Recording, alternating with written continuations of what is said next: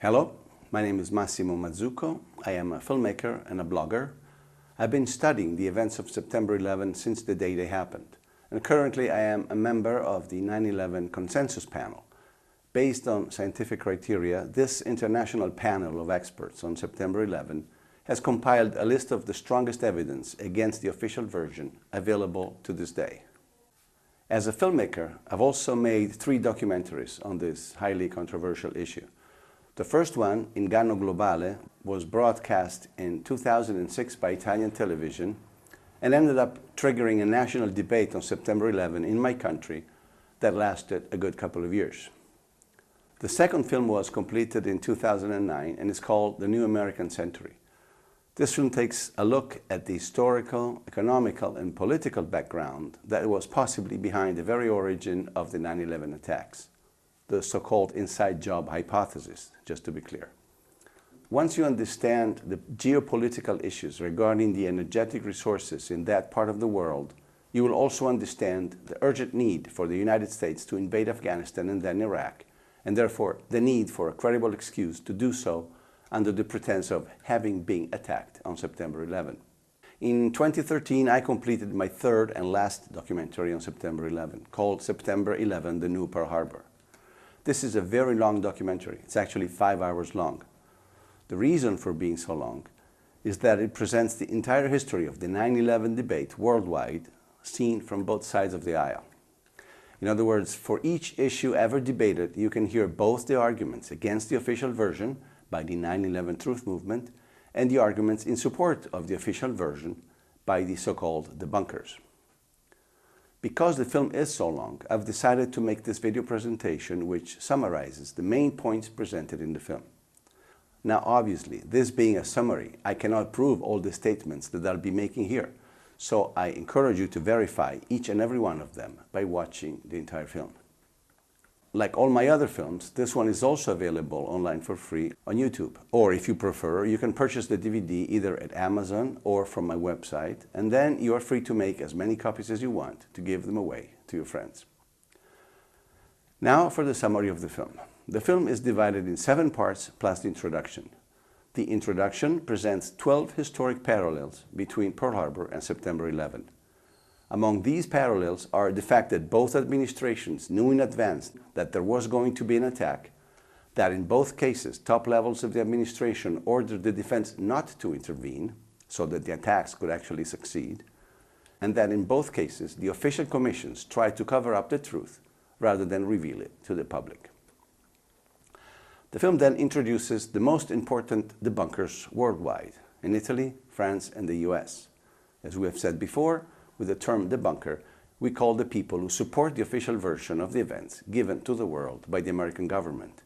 In this case, that the attacks were carried out by 19 Islamic hijackers and that the Twin Towers fell because of the impacts of the planes and the ensuing fires. This is substantially the official version of September 11. Part 1 of the film begins to question the official narrative of the events by taking a closer look at one of the main, still unresolved issues of 9/11. How was it possible for 4 hijacked airplanes to fly around the US for a total of 1.5 hours without being intercepted?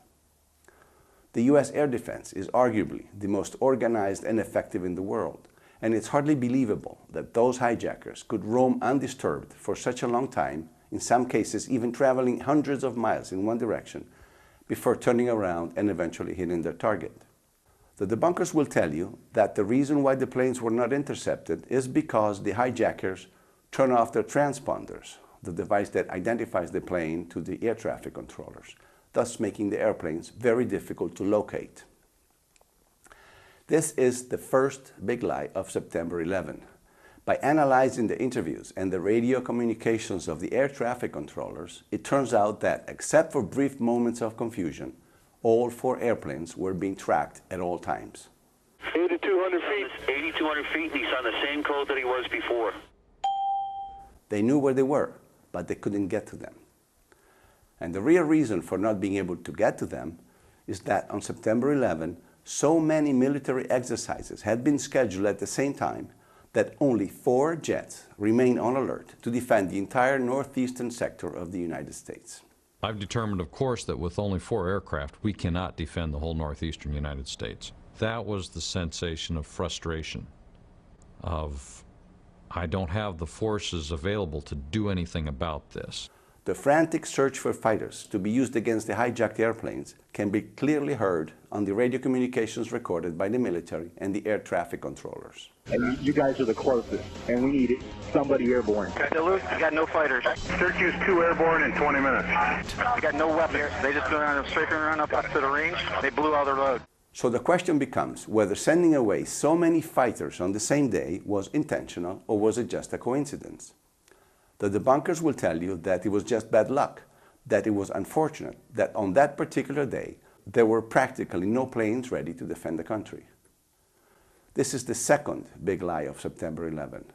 As it turns out, there had been so many warnings by foreign secret services that an attack using hijacked airplane was imminent that nobody in the right state of mind would have ever thought of leaving the country without air defenses at any given time. In fact, the number of warnings had been so high and insistent that it would have been wise to double or triple the fighter jets available all across the country, and certainly not to reduce them to near zero. So once you look at all these warnings collectively, it becomes very clear that the scheduling of so many drills on the same day had to be intentional. And it's difficult to imagine any other purpose than to allow the hijackings to succeed. This brings up the first question posed by the film to the debunkers. Knowing that the attacks were imminent, knowing that they might involve hijacked airliners, but not knowing where and when they could happen, would have been a good reason to beef up the defense and keep even more jets than usual on alert all across the country.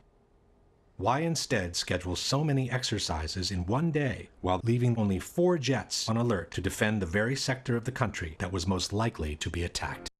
Furthermore, as a proof that the military did everything possible not to intercept the airplanes, we also have one simple fact.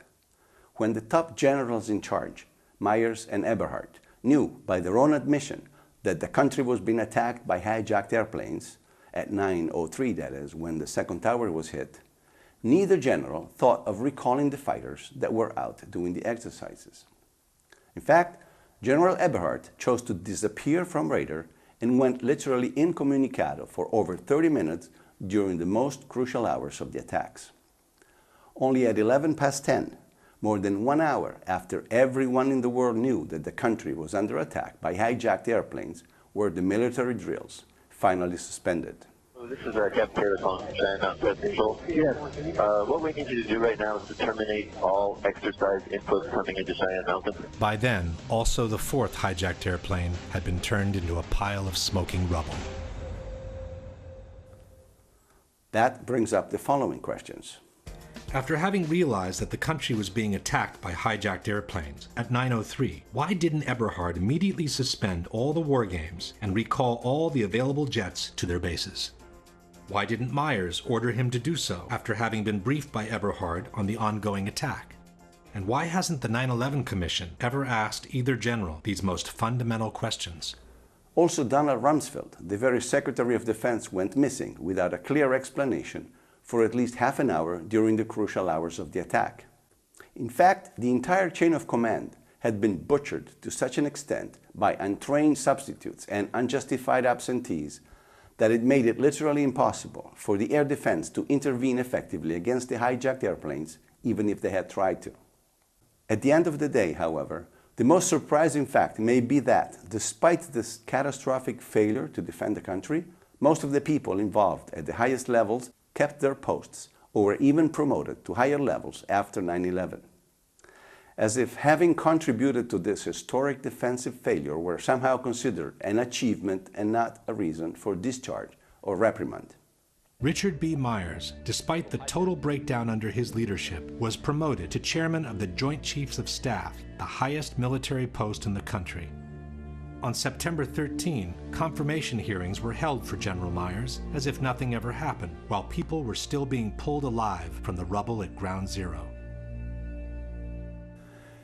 And there is one more element that supports the allegation of a government's involvement in the attacks: the behavior of Vice President Cheney in the White House.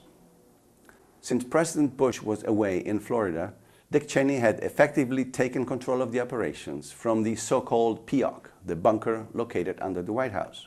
During the hours of the attack, Vice President Cheney was kept informed that one unidentified plane was headed at full speed towards Washington. There was a young man who would come in and say to the Vice President, the plane is 50 miles out. The plane is 30 miles out. Now, given that 2 towers in New York had already been hit by hijacked airplanes, Cheney should have ordered the unknown plane shot down as it approached Washington protected airspace. We do know from the recordings that the White House had the actual means to shoot down any incoming danger approaching the Capitol. Hello there, Washington approach. Make sure that the center does not have anything above our airspace also. The Secret Service is going to start shooting at anything in the air. Well, not only didn't Cheney order the shoot down, but he issued a different order instead that in fact allowed the plane to enter Washington's protected airspace and eventually reach the Pentagon. Thus, the following 2 questions. The Secret Service knew about the incoming plane for the last 30 minutes, was following it on radar, had the means to shoot it down, and should have done so in order to protect the Capitol, but they didn't. Why? In regards to the exchange between Cheney and the young man, can you suggest anything different from an order not to shoot down the plane as it was approaching Washington's protected airspace? One last element that confirms the pre-knowledge of the events by the military is one episode that actually took place within the Pentagon. As many people know, the plane that hit the Pentagon did not simply plunge on the roofs of the building from the top, as any suicide pilot would be expected to do. But he went around in a large circle and ended up approaching and hitting the Pentagon on the side, flying very close to the ground. Despite this extremely difficult and totally illogical maneuver, there seems to have been someone in the highest ranks of the military who knew exactly that the external ring of the Pentagon, and not the roofs, was going to be the next target. And I bumped into a U.S. military intelligence official, and he leaned in and he said, "This attack was so well coordinated that if I were you, I would stay off the E-ring where our NBC office was, the outer ring of the Pentagon, the rest of the day, because we're next." Question. Even if someone could predict that the Pentagon would become a target, one would imagine a plane to plunge from the skies onto the roofs of the building. Why would anyone suggest to stay away from the external ring, in particular, unless he knew in advance what was going to happen? All in all, if one examines all the facts available, the military drills all in the same day, the unexplained absentees, the butchered chain of command, the behavior of the top generals who refused to recall the jets from the drills, the failure by the White House to shoot down the incoming unknown airplane, and the pre-knowledge of the event at the Pentagon, it becomes very difficult to maintain that the military and the top ranks of government were not involved in some way or form in the September 11 attacks. Now, of course, if you want to do that, you also need your patsies. And here is where the so-called 19 Islamic hijackers come into the picture. There are so many problems with these hijackers that one hardly knows where to begin. Possibly, the biggest problem of all is that these guys were not able to fly at all. None of them had ever piloted a large airliner before, and 2 of them were in fact not even allowed to fly alone in small training airplanes because their instructors had decided that they were unfit to fly solo. The debunkers will tell you that these guys didn't really need to know how to fly an airplane, and that all they needed to do was to take control of the cockpit and set the autopilot to their destination. This is another big lie that you will hear over and over in the 9/11 debate. The truth is, if you examine the radar tracks and listen to the reports by the air traffic controllers, these guys performed some incredibly difficult maneuvers in the sky that even the most talented pilots with 30 years of experience would not be able to perform. Furthermore, radar tracks show ascent rates of 3,000 feet per minute and descent rates of 10,000 feet per minute, which is hardly how the autopilot would take you from one place to another. So not only those 4 amateurs could not have piloted the planes in the way it was observed, but we also lack any proof whatsoever that they were even on board of those planes to begin with. Number 1, even though we are told that they boarded the planes under their own names, for some reason no Arabic name appeared in the passengers list that were released to the media after the attacks. Not one. You can read the lists online. There is no Arabic names there. Number two, there is not a single picture of any of the 19 hijackers at any of the 3 departing airports on the morning of September 11. Now, if you and I had hijacked one of those airplanes on September 11, you can be sure that there would be pictures of us all over the airport, at the check-in, in the lounge areas, at the security checks, at the departing gates. Well, not one picture of any of these 19 guys has ever been shown to us at any of those airports on September 11. Number 3, we don't have a single soundbite from the black boxes confirming the presence of these guys in the cockpits. One would assume that after they broke into the cockpits, you would have the recordings of the struggles with the pilots on the black boxes, but we have never heard any of that either. So no names on the passengers' lists, no pictures of these guys at the airports, and no sound bites from the cockpit voice recorders. Given that these guys were not able to fly those planes at all, please give me one good reason why we should believe that they were even aboard those planes to begin with. This fact obviously opens up a whole new Pandora's box, because we also know that no professional pilot, not even at gunpoint, would ever crash one of those planes into a populated building like the Twin Towers. If anything, worst came to worst, at the last minute he would have crashed the plane into the sea or into a less populated area, but certainly not in Manhattan. I don't believe any airline pilot would intentionally fly into the World Trade Center, even with a gun at his head. So this leaves us with really just one viable option, that the planes that hit their targets were not the same planes that left the airports that morning, but were remote-controlled military drones, which means that the passengers of the original flights met their fate in a totally different location. This is a very complex and delicate issue that it's hard to summarize here. And for this reason, I invite you to watch the entire chapter of the film called What Happened to the Passengers. In fact, there are many elements that support the idea that these were military drones and not regular planes. The most important is that all 4 planes were clocked at speeds that highly exceeded the structural limits of regular passenger planes. In other words, if those had been real passenger planes, at those speeds they would have had to disintegrate in flight. As different pilots and aeronautical experts will tell you in the interviews, you would need especially prepared planes with special engines to achieve those extremely high speeds at low altitudes. Another element that suggests that the passengers met their fate at a place different from the crash sites is the fact that the calls they placed to their relatives from their cell phones could not have been placed from the planes in flight. Those calls were obviously made as the relatives received them, but they could not have been made from the planes in flight. This is clearly shown by cross-referencing the FBI reports on the calls made with the altitude and the speed at which the planes were flying when those phone calls were made. At the end of the day, we have at least 9 phone calls that did happen but could not have been made from the airplanes in flight, as we were told.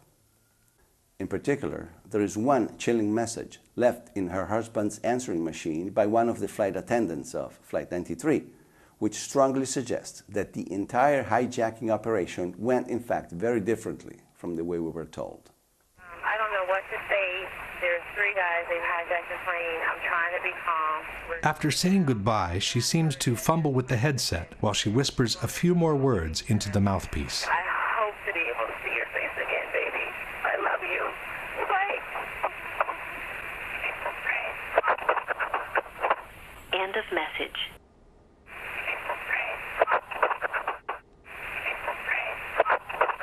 Even by playing the segment several times, it remains difficult to hear anything different from the words, "It's a frame."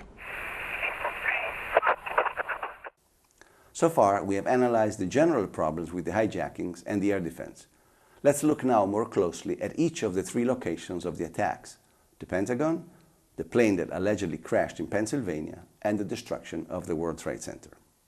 The official version by the government claims that the Pentagon was hit by the hijacked flight American 77, but there is no proof whatsoever that this was the case. In fact, there is ample evidence that the Pentagon was not hit by a Boeing 757 at all. Among this evidence is the fact that no large piece of the airplane can be found anywhere, outside or inside the building. The core of the engines, which is supposed to be indestructible, is also missing. The opening at the base of the building is only about half the size of the projected wingspan of a 757, while the windows at the side of the opening clearly show that they were not hit by the wing of an airplane. Also, the windows that are supposed to have been hit by the tail are still intact, with wooden frame, glass and all. And by using the drawings by the American Society of Civil Engineers, which published an extremely accurate column-by-column assessment of the situation inside the building, it becomes very clear that the damage inside the Pentagon could not have been created by a 757.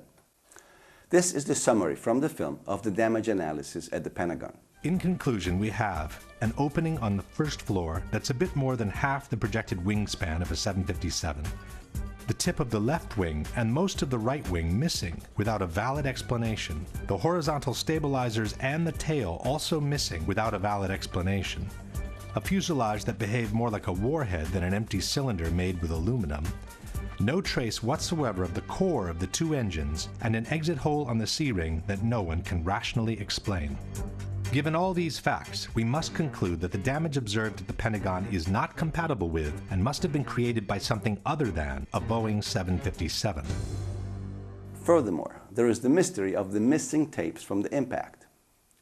By the FBI's own account, there were at least 85 different cameras showing either the area of approach or the area of impact at the Pentagon. But for some unexplained reason, all these tapes were confiscated by the FBI, and no one has ever been able to see them.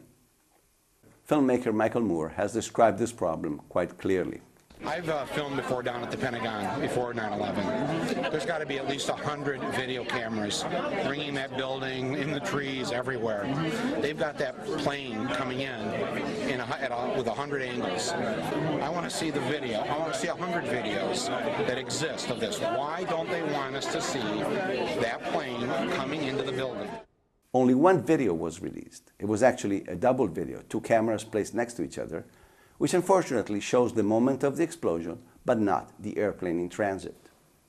And by analyzing this double video frame by frame, we can show that the actual footage was intentionally doctored or photoshopped in order to erase the only available image of the plane in transit. All in all, the situation at the Pentagon can be summarized as follows. If we now summarize the situation at the Pentagon, we have the total lack of evidence that the unknown incoming was in fact Flight 77, a mysterious phantom plane that attracted the attention in the opposite direction, the failure from the White House to shoot down the incoming even though it posed a serious and imminent threat, a totally illogical approach maneuver from a terrorist's point of view, an alleged hijacker incapable of performing that maneuver, the absence of any significant part of the plane from the wreckage, a damage to the building clearly incompatible with a 757, a doctored tape of the impact, and the obvious reluctance by the FBI to release any other tape that could allow the identification of the plane. For United 93, the plane that allegedly crashed in Pennsylvania, we have a similar situation to the Pentagon. The official version claims that the plane was intentionally brought down by the passengers after they had revolted against the hijackers, but no evidence of the crash can be found whatsoever. Here too, like at the Pentagon, there are no major pieces of wreckage visible, no parts of the fuselage, no landing gears, no wings, no suitcases, no tail, no passenger seats, and not even the bodies of the passengers themselves. Every single witness who reached the spot right after the explosion, including the mayor of Shanksville, says that there were no signs of a plane having crashed there whatsoever. All there was this hole in the ground, only a few feet deep and a few yards wide. Kein Flugzeug. And there's no airplane. Lived here all your life? Yes. No airplane. Kein Flugzeug. Sie wurden hier zu der Unfallstelle geschickt und da war kein Flugzeug? No. Nein, da war nichts. Just that hole. Nur dieses Loch. This is it. Das ist es, was Sie sahen. What they saw. To explain this apparent mystery, the FBI told us that the plane is actually there, but we cannot see it because it was almost entirely buried underground. How did it get underground, and how did that hole close by itself even before the first responders arrived? Nobody has explained. On the other hand, we have ample evidence that the plane actually exploded in midair, as pieces of the wreckage were found as far as 8 miles away from the crash site on a day when there was practically no wind. Clearly, the official story of the plane having been crashed intentionally in Shanksville and hitting the ground in one piece does not have a leg to stand on. This is the summary from the film on Flight 93. If we now summarize Flight 93, we have no proof whatsoever that the terrorists boarded the plane, nor that they were ever in the cockpit. An alleged hijacker who could not have flown an airliner in the way that Flight 93 was flown. A false, concurrent hijacking that called the attention away from the real one. No proof whatsoever that Flight 93 crashed in the field near Shanksville. An extended debris field which flatly disproves the official version of the crash and suggests that the plane broke up in mid-air instead. An unexplained small white jet leaving the area right after the impact. And the fact that the passengers who called from their cell phones could not have been on that plane to begin with, which strongly suggests their revolt was a scripted, fictional event intended to fuel a prefabricated legend. Then, of course, we have the most important argument of the entire debate, which is the destruction of the World Trade Center. This is the tragedy that we all witnessed on TV, with the collapse of both towers being broadcast live all around the world. It's very hot. I don't see any air anymore. Okay. All I see is smoke. Smoke rises to the roof there. We're on the floor. We're in a window. Can you stay on the line with me, please? Yes, ma'am. I'm going to die, aren't I? No. I'm going to die. Ma'am, say your prayers. So what happened? Oh, my God. Oh, God!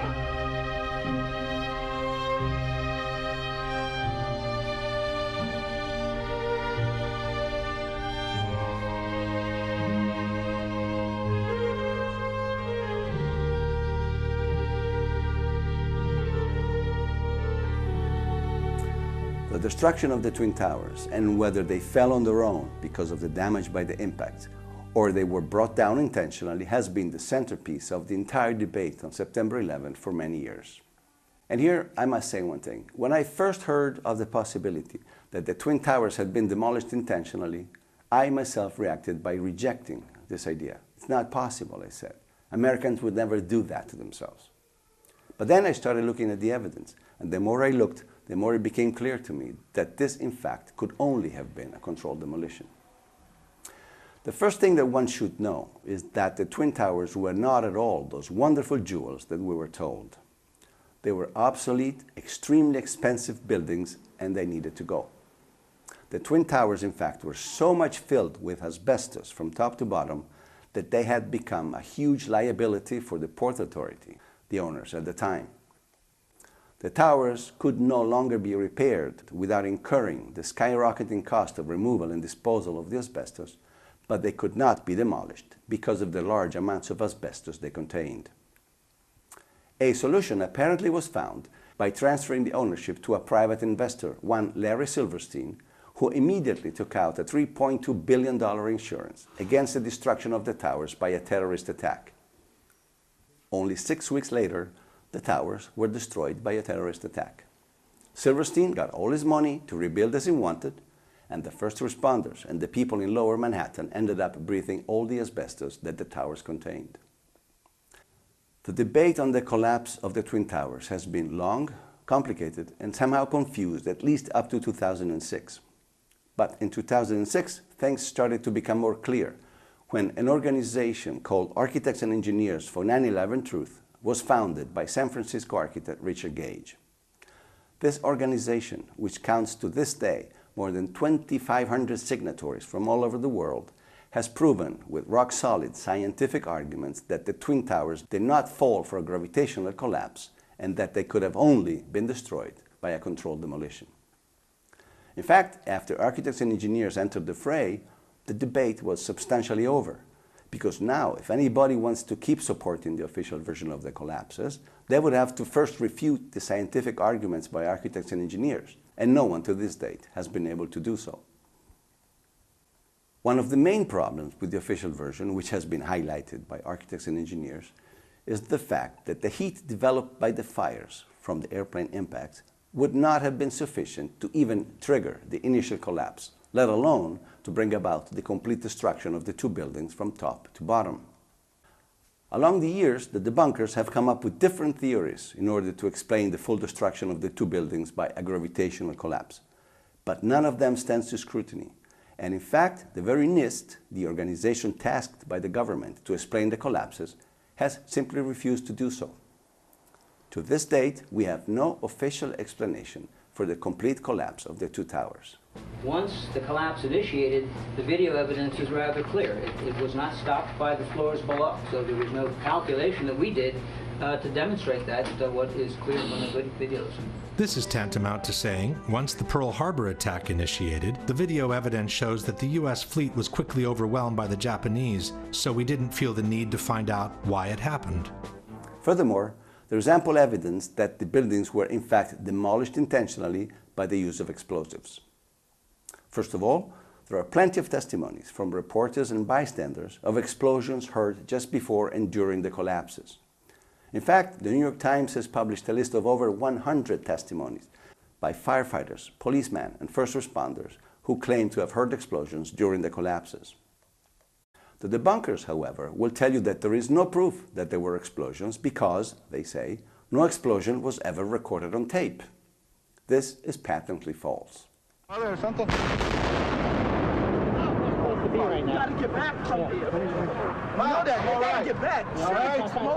This one was recorded after both of the Twin Towers had collapsed and before Tower 7's collapse.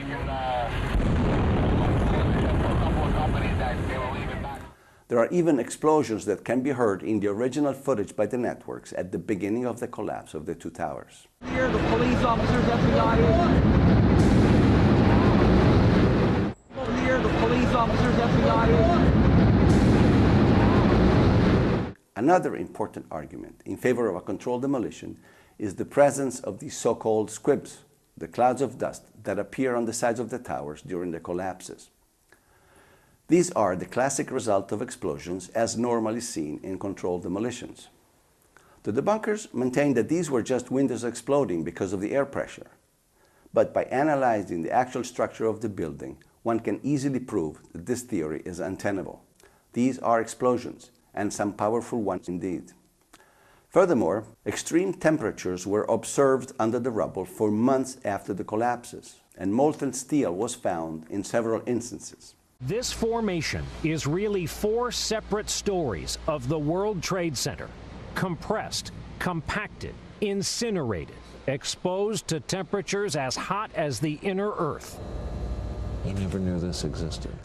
Obviously, both the extreme temperatures and the molten steel, and in some cases even molten concrete, could not have been caused by the jet fuel alone, and they are the proof that some kind of destructive device capable of generating immense heat was used in the demolition of the towers. We also have the unexplained total pulverization of many of the bodies, as much as 41% of them, for which it was impossible to even find fragments large enough to extract DNA. Gone, never found, as if they had never existed. 1,100 victims completely unaccounted for. In other words, no pieces large enough to gain any DNA from, vaporized. Can fire and a gravitational collapse account for this massive pulverization of people? Obviously not.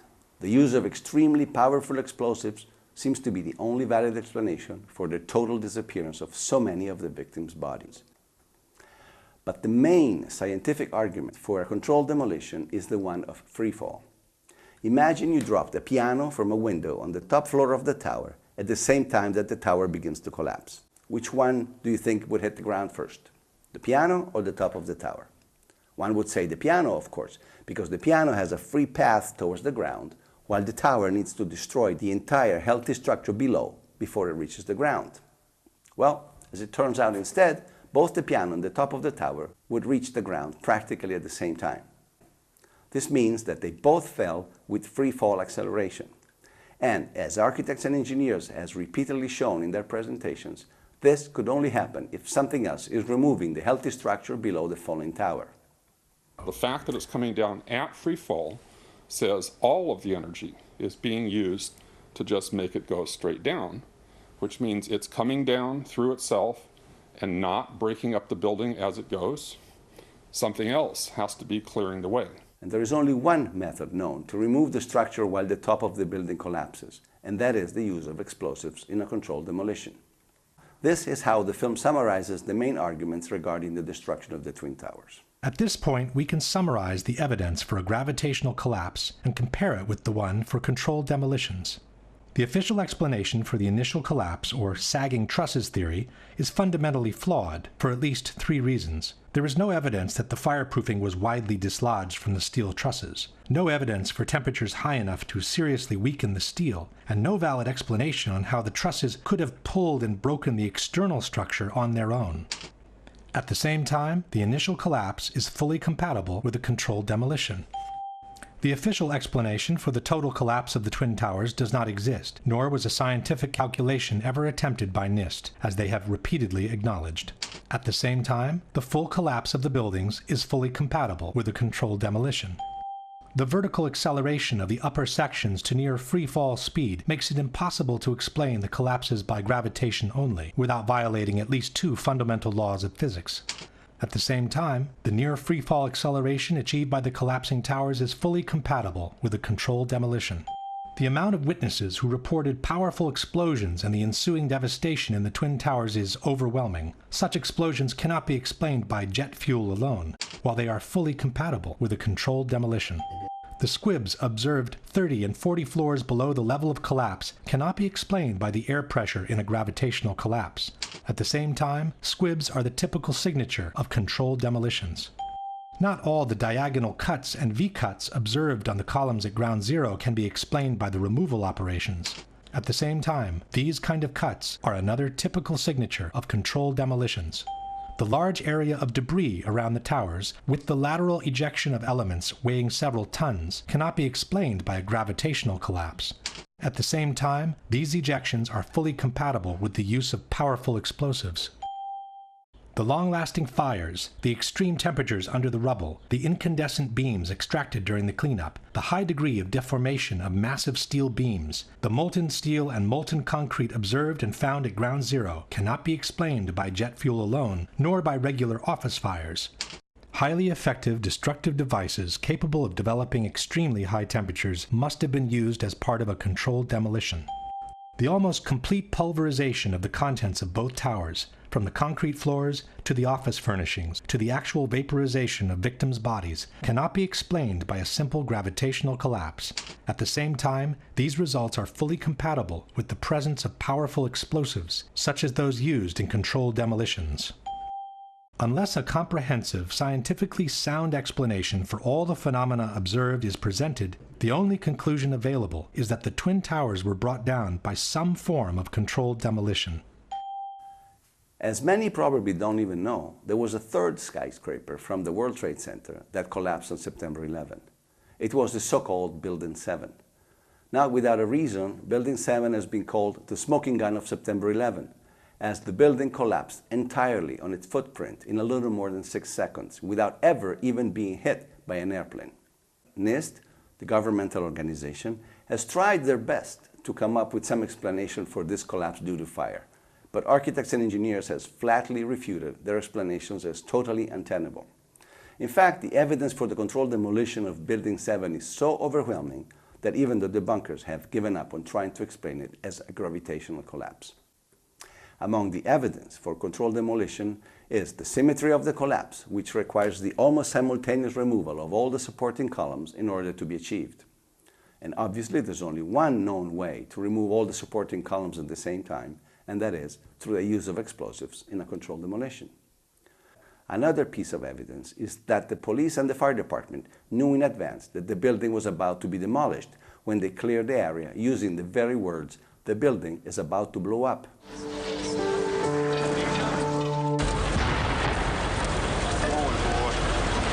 Keep your eye on that building. It'll be coming down. The building is about to blow up. Moving back. Back here. All right, guys? We are looking back. There's a building about to blow up. Some witnesses even heard the actual countdown before the explosives were detonated. All the time he had his hand over the radio while he was getting a countdown. And then he's just like, at the last 3 seconds, he takes his hand off and you hear 3, 2, 1. But the largest, irrefutable piece of evidence in the case of Building 7 is again the free fall of the building for the first 8 stories of the collapse. This freefall has been clearly demonstrated by architects and engineers in their videos and was even admitted in writing by NIST in their own final report. The building didn't disappear so the building can fall for 100 feet at free fall speed. That's impossible. That evidence alone would indicate that the official story doesn't hold water. So there we have it. At the end of the day, none of the major aspects of the official story of September 11 holds water.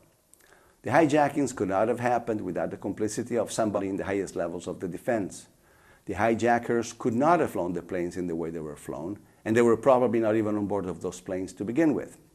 The planes themselves were most likely military drones and not regular passenger planes. The phone calls from the cellular phones could not have been placed from the airplanes in flight. There is no evidence whatsoever that a Boeing 757 hit the Pentagon, while there is plenty of evidence that it actually didn't. There is no evidence whatsoever that another 757 crashed in the fields of Shanksville in Pennsylvania, while there is plenty of evidence that it was shot down in midair.